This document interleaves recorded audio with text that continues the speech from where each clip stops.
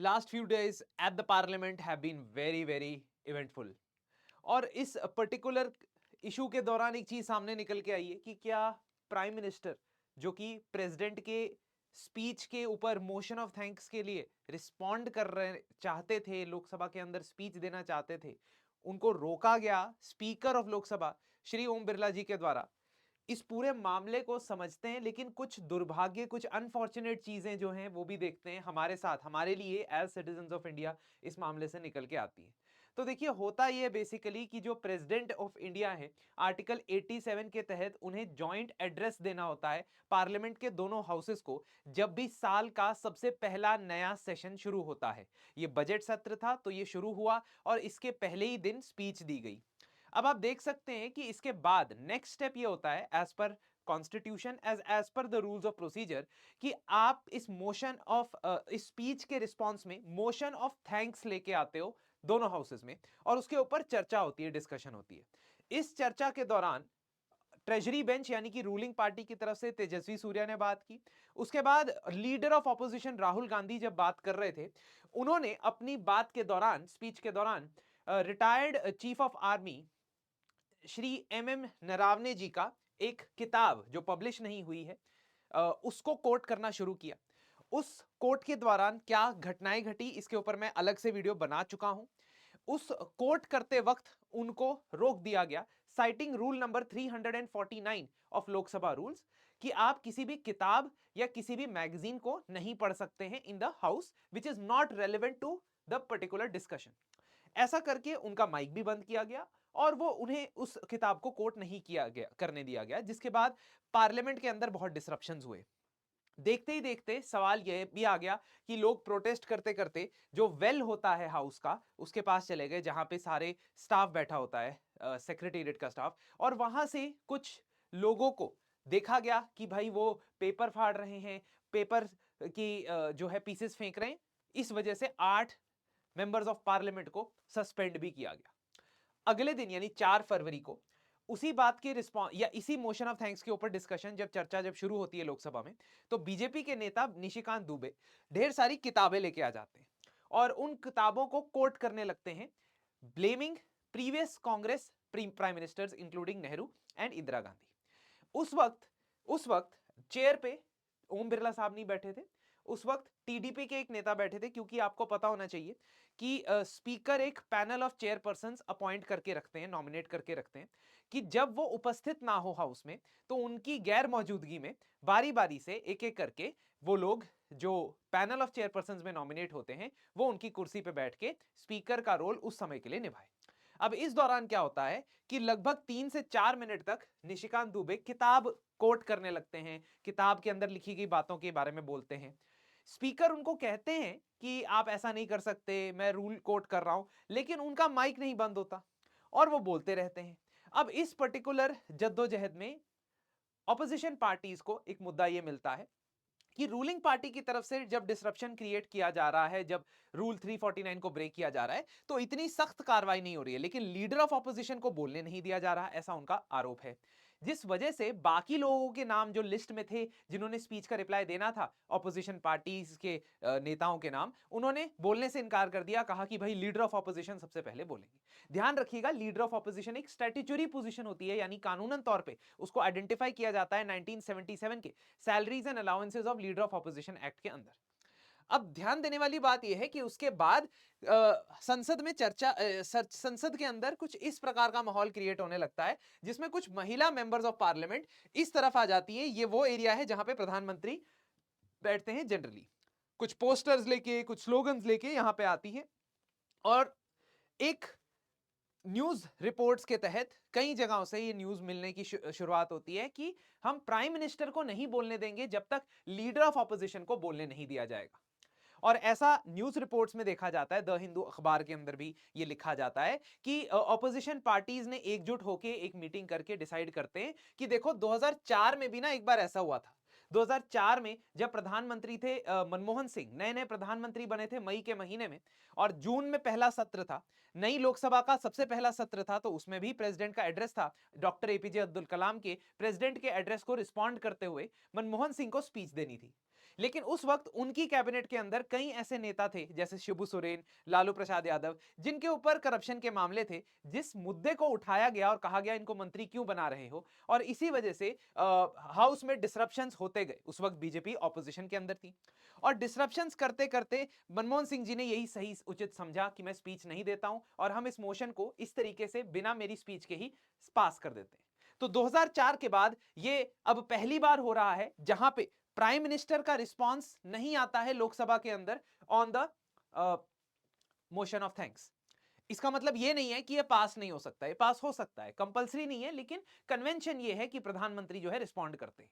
अब 5 फरवरी को लोकसभा के जो स्पीकर है वो ये कहते हैं कि मैंने मना किया था प्रधानमंत्री को लोकसभा में स्पीच देने के लिए ऑन 4 फरवरी, क्योंकि उनका शेड्यूल टाइम था कि मैं शाम को आके स्पीच दूंगा, लेकिन वो कहते हैं कि मुझे सूत्रों के हवाले से खबर मिली है कि अगर प्रधानमंत्री हाउस के अंदर आते तो उनके ऊपर किसी प्रकार का अटैक हो सकता था, कोई ऐसी घटना घट सकती थी जो मैं नहीं चाहता था लोकसभा के अंदर घटे। इसलिए मैंने उन्हें पर्सनली मना किया, क्योंकि लोकसभा की डिसिप्लिन को मेंटेन करके रखने का जो पावर है वो मेरे पास है। ठीक है, तो इसके चलते कंट्रोवर्सी और इरप्ट होती है। अगले दिन 5 फरवरी को प्रधानमंत्री राज्यसभा के अंदर अपना स्पीच देते हैं। लोकसभा में स्पीच नहीं दी। 2004 के बाद पहली बार हुआ कि प्रधानमंत्री ने लोकसभा में रिस्पॉन्ड नहीं किया to the motion of thanks. और स्पीच देने के वक्त काफी ज्यादा पॉलिटिकल अटैक्स होते हैं जिसके बारे में हमें समझने की जरूरत नहीं है, हम भली भांति वो देख सकते हैं। लेकिन मुद्दा ये निकल के आता है, मेरे हिसाब से ये 3 इश्यूज इमर्ज होते हैं इस पर्टिकुलर घटनाक्रम से। सबसे पहला इशू जो इमर्ज होता है वो है पार्लियामेंट की प्रोडक्टिविटी का। मुझे बड़ी परेशानी होती है अगर भव्य बढ़िया बढ़िया सी बिल्डिंग्स बना के, best world class facilities provide करके, इंफ्रास्ट्रक्चर बहुत ही सुंदर बना के, टॉप क्लास सिक्योरिटी प्रोवाइड करके, अगर कुछ मेंबर्स ऑफ पार्लियामेंट आते हैं और दिल्ली में आते हैं, साल में 3 बार आते हैं और वहां पे आके ये करते हैं, तो सबसे पहली प्रॉब्लम तो ये है कि पार्लियामेंट की प्रोडक्टिविटी का क्या। 19 आवर्स 13 मिनट्स पार्लियामेंट के बजट सेशन में अभी तक वेस्ट हो चुके हैं, ऐसा लोकसभा के स्पीकर का कहना है। चलो अगर हम देखें 17th लोकसभा के बारे में, यानी कि इससे पिछली जो लोकसभा थी 2019 से लेकर 2024 के बीच में, this was affected by Covid of course in 2020 and 21, इसमें कोविड का भी योगदान होगा, लेकिन एक फुल टर्म कंप्लीट की गई लोकसभा का यह सबसे वर्स्ट परफॉर्मेंस था। यानी कि जिसने 5 साल कंप्लीट किए हैं, ऐसी लोकसभा में सबसे कम नंबर ऑफ सिटिंग डेज थे इसमें 274, जो किसी भी ऐसी लोकसभा जिसने पूरे 5 साल किए हो उसमें सबसे कम है, और ओवरऑल 17 लोकसभा में से 4th लास्ट नंबर पे आती है। बजट की बात करें तो बजट में 76% बजट बिना डिस्कशन के पास हुआ। 20% से कम बिल्स कमिटीज को रेफर किए गए। Most of the bills voice vote से पास किए गए। कहने का मतलब यह है कि जो पार्लियामेंट का काम है और उसकी प्रोडक्टिविटी है, उसको काफी हद तक नुकसान पहुंचता है इस पर्टिकुलर एक्टिविटीज को देख के। इसे देख के दुख होता है। दूसरी चीज जो देख के दुख होता है वो ये कि इंडिया में डिस्कस करने वाला एक बहुत सारे इश्यूज हैं दोस्तों। आप आइडियली अगर चाहते हो कि इंडिया की पार्लियामेंट में चीजें डिस्कस हो, तो वो ये सारी चीजें डिस्कस होनी चाहिए। हमारी बॉर्डर सिक्योरिटी, हमारी expanding cyber security vulnerabilities, global diplomacy में कैसे हम काउंटर नैरेटिव्स फैलाएं, क्योंकि पाकिस्तान जैसे देश जो ऑपरेशन सिंदूर के अंदर बहुत भारी नुकसान उठाना पड़ा था, वो भी लोगों को यह कन्विंस कर पाए हैं कि हम जीते हैं वो युद्ध। ओवरहॉलिंग एविएशन ओवरसाइट, आए दिन प्लेन क्रैशेस चलते हैं, उसके ऊपर डिस्कशन होनी चाहिए। पोल्यूशन के लेवल्स के ऊपर डिस्कशन होनी चाहिए, क्या इनोवेशन के ऊपर हम काम करें। अनएम्प्लॉयमेंट के पैराडॉक्स के ऊपर डिस्कशन होनी चाहिए कि अगर 5% ऑफिशियल अनएम्प्लॉयमेंट रेट है तो फिर यूथ अनएम्प्लॉयमेंट इतनी ज्यादा क्यों है। डिस्कशन होनी चाहिए कि अगर हमारे अर्बन एरियाज, अर्बनाइजेशन इतना रैपिडली एक्सपैंड हो रहा है, तो क्यों अर्बन इंफ्रास्ट्रक्चर इतना पुअर है कि बेसिक फैसिलिटीज जैसे कि क्लीन ड्रिंकिंग वाटर इंदौर में, good decent road, street lights, infrastructure Gurgaon Noida में क्यों नहीं प्रोवाइड हो पा रहा है, इसके ऊपर चर्चा होनी चाहिए। 4 करोड़ पेंडिंग कोर्ट केसेस को कैसे, 5 करोड़ पेंडिंग कोर्ट केसेस को कैसे जल्द से जल्द क्लियर किया जाए, इसके ऊपर चर्चा होनी चाहिए। स्पोर्ट्स इंफ्रास्ट्रक्चर, हम ओलंपिक्स करवाना चाहते हैं, उसका हमारा इंफ्रास्ट्रक्चर कितना है, इसके ऊपर चर्चा होनी चाहिए। These are the things that should be discussed in parliament. And ये जब होता है तो डिसरप्शंस की वजह से बहुत दुख होता है जब इन बातों पे चर्चा नहीं होती और मीनिंगफुल चर्चा की एक्सपेक्टेशन रखता है अगर कोई आम आदमी, तो उसका मिसट्रस्ट डिस्ट्रस्ट सरकार से बढ़ता है। तीसरा इशू जो यहां से इमर्ज होता है वो है स्पीकर ओम बिरला या स्पीकर का role. Not just why Om Birla या why singling out someone, overall जो स्पीकर की पोजीशन है उसके बारे में हमेशा सवाल उठते हैं। सवाल इसलिए क्योंकि स्पीकर के पास बहुत सब्जेक्टिव पावर्स होती हैं, वो हाउस को जैसे चलाना चाहते हैं अपनी मर्जी से कंडक्ट कर सकते हैं। रूल्स का फाइनल इंटरप्रेटर भी स्पीकर है, कौन से मामले में रूल ब्रेक हुआ है, कौन से मामले में रूल ब्रेक नहीं हुआ है, ये भी स्पीकर ही इंटरप्रेट करते हैं। तो क्यों ना भारत के अंदर स्पीकर को डीपॉलिटिसाइज किया जाए, क्यों ना उसे कंपलसरी कर दिया जाए कि जो स्पीकर की पोजीशन पे बैठे हैं उन्हें अपनी पॉलिटिकल पार्टी से रिजाइन कर देना चाहिए। क्यों ना ऐसा किया जाए जैसा once a speaker always a speaker वाली पॉलिसी कहती है कि यदि कोई व्यक्ति 5 साल तक स्पीकर बना रहता है, अपनी पार्टी से रिजाइन कर चुके हैं, एक्टिव पॉलिटिक्स से उन्हें रिजाइन कर देना चाहिए और अगले सेशन में भी उन्हें ही नॉमिनेट कर देना चाहिए एज अ स्पीकर। क्या ऐसी प्रावधान, ऐसी पोजीशन नहीं हो सकती? आई नो इसमें कॉन्स्टिट्यूशनल डिफिकल्टीज आएंगी क्योंकि जब मेंबर ऑफ पार्लियामेंट की सीट वेकेट होगी दोबारा हो सकता है वो एमपी बन के ना आ सके, तो क्या हम एक नॉमिनेटेड पोजीशन नहीं रख सकते हैं स्पीकर की? क्या स्पीकर का role in terms of money bill and certification of money bill, इसके ऊपर कुछ रोक नहीं लगनी चाहिए? whether it is anti-defection law and disqualifications of MPs and MLAs, not only center level पे, state level पे जो assemblies के speaker है, क्या उनके ऊपर कुछ हमें पुनर्विचार नहीं करना चाहिए?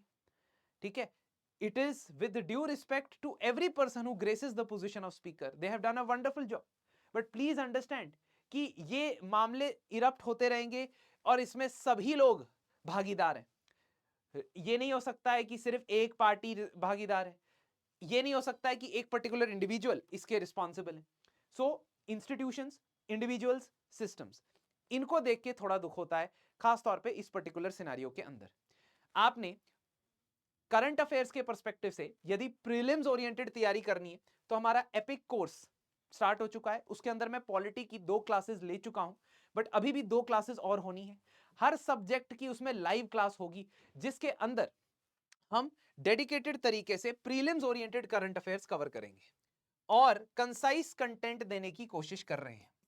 इसके साथ साथ आपको मिलेंगे कुछ ऐसे हैंडआउट्स जिसको आप लास्ट मिनट रिवीजन के तौर पे यूज कर सकते हो। तो एपिक कोर्स का नाम है और आप जाके वेबसाइट पे विजिट करके उसको एक बार देख सकते हैं। आपकी क्या राय है हमारी पार्लियामेंट्री प्रोडक्टिविटी के बारे में? अच्छा, एक और चीज, बजट के सेशन को 9th सिटिंग को 9th फेब को रिज्यूम किया जाएगा। 13 फेब तक ये फर्स्ट फेज चलेगा और फर्स्ट फेज के बाद आप देखोगे कि दोबारा एक रिसेस होगी बजट में, सेशन में, ठीक है, और उसके बाद दोबारा रिज्यूम करेंगे और फिर उस वक्त बजट पास होगा। ठीक है, तो अब चीजें और भी ज्यादा आपको समझ में आएंगी आई होप, और आगे जाते हुए भी हम पार्लियामेंट को फॉलो करते रहेंगे क्योंकि अल्टीमेटली पार्लियामेंट्री डेमोक्रेसी में पार्लियामेंट का रोल बहुत इंपॉर्टेंट है, हमें चाहिए कि वो एक इंपॉर्टेंट रोल प्ले करे। Thank you.